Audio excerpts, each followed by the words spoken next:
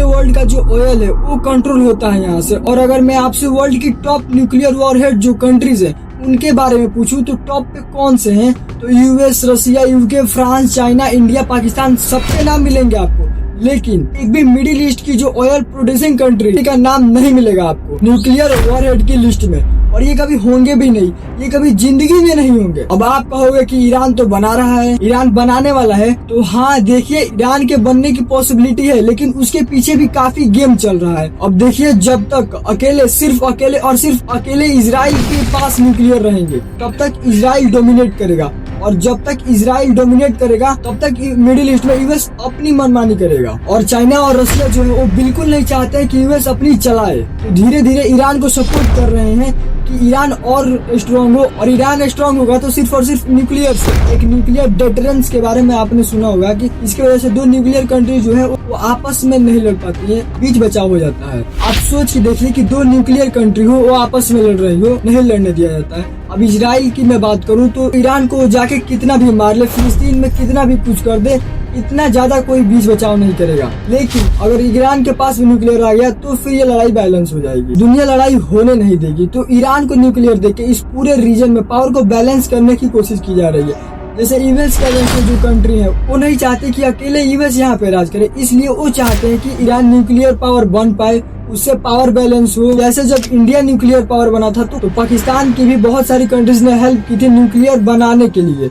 Iran का जो nuclear programme है वो भी बहुत कॉम्प्लिकेटेड स्टेट में है। देखिए न्यूक्लियर वेपन बनाने के लिए एक अलग यूरेनियम चाहिए होता है, यूरेनियम 235 आइसोटोप ये यूज होता है। लेकिन मैक्सिमम जो नेचुरल यूरेनियम मिलता है वो मिलता है यूरेनियम 238। अब इस यूरेनियम 238 को इंडेज करके यूरेनियम 235 बना जाता है। ये जो पूरा बनाया जाता है इस प्रोसेस को ही कहा जाता है यूरेनियम एनरिचमेंट। इसमें आपने बहुत बार वर्ड सुना होगा। तो ईरान जो है यूरेनियम का एनरिचमेंट कर रहा है। अभी आज की डेट तक 60% यूरेनियम ईरान ने एनरिच कर लिया है। और वेपन बनाने के लिए जो यूज होता है वो 90% चाहिए। तो सारा गेम इसी एनरिचमेंट का है। फिर आगे चल के वेपन की जो टेक्नोलॉजी होती है वो बन जाती है, लेकिन मेन गेम इसी चीज का है। जैसे मैं अभी आपको बता रहा हूँ, नेतन्याहू जो इजराइल के पीएम है उन्होंने भी में ऐसे ही करके समझाया था कि ईरान कहाँ तक पहुँच गया है यूरेनियम एनरिचमेंट में। लेकिन होता क्या है कि ईरान जैसे जैसे आगे पहुँचता है उसको पीछे कर दिया जाता है। इस पूरे प्रोग्राम में जितने भी ईरान के साइंटिस्ट हैं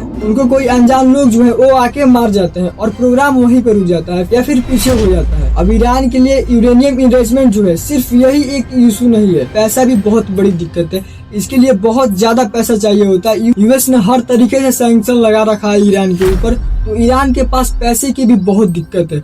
और न्यूक्लियर पावर बनने के लिए बहुत सारा पैसा चाहिए होता है। अगर मैं यूएस की बात करूं तो ईयर 1996 तक यूएस ने 73 बिलियन लगाए थे उसको बनाने में, और जबकि वो बहुत छोटा था। और 6.1 ट्रिलियन उसको डिप्लॉय करने में लगाए थे। डेवलपमेंट में भी बहुत ज्यादा पैसा लगता है। एक एटॉमिक ऑडिट इस नाम से आपको एक फाइल मिल जाएगी इंटरनेट पे, उसमें ये सारी चीजें मेंशन है। तो ईरान के सामने पैसे की भी दिक्कत है। और इसके साथ साथ इजराइल और सऊदी अरब ये भी बहुत बड़ा चैलेंज है ईरान के लिए। ये दोनों नहीं चाहते कि ईरान वहाँ पे स्ट्रांग बने। और ईरान और सऊदी जो है वह जो इस्लामिक रिवॉल्यूशन हुआ था उससे पहले तो दोस्त है, लेकिन उसके बाद से उनमें बहुत बड़ी राइवलरी हो गई है। ईरान जो है वो मिडिल ईस्ट की सबसे पुरानी कंट्री है, इसका बहुत लंबा इतिहास है। वहीं सऊदी अरबिया की बात करें तो वो सिर्फ अभी 1932 में बनी है और वो बनते ही पूरे मुस्लिम वर्ल्ड का लीडर बन गया है। ईरान की बात करें तो 1.64 मिलियन स्क्वायर किलोमीटर एरिया है ईरान के पास, जिसमें 8 करोड़ ईरान की पॉपुलेशन रहती है। वहीं पे सऊदी अरबिया जो सिर्फ 1932 में बना था उसके पास 2 मिलियन स्क्वायर किलोमीटर एरिया है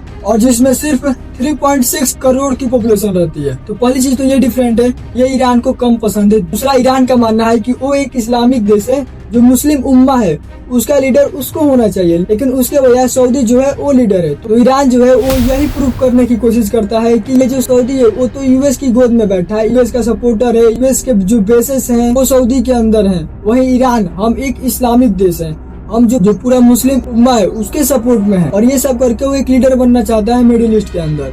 और इन सब बातों को लेकर सऊदी अरबिया और ईरान के बीच बहुत बड़ी दुश्मनी हो गई है। आप मिडिल ईस्ट का कोई भी कॉन्फ्लिक्ट उठाओगे तो जो सऊदी अरबिया है और जो ईरान है तो ये दोनों अपने अपने इंटरेस्ट देंगे, एकदम अगेंस्ट खड़े रहते हैं।